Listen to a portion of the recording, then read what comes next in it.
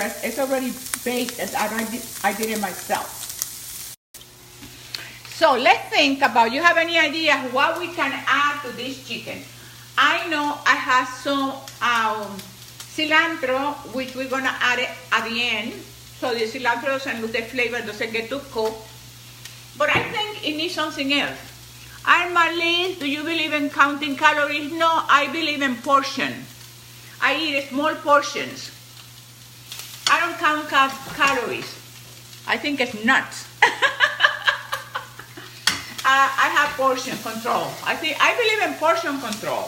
That's what works for me, but everything is relative. So if you guys want to count calories, if that works for you, do it. I mean, nothing is like a cookie cutter. Everybody's individual. Everything works different for everybody. I just share with you what works for me, and if you can tailor it to your own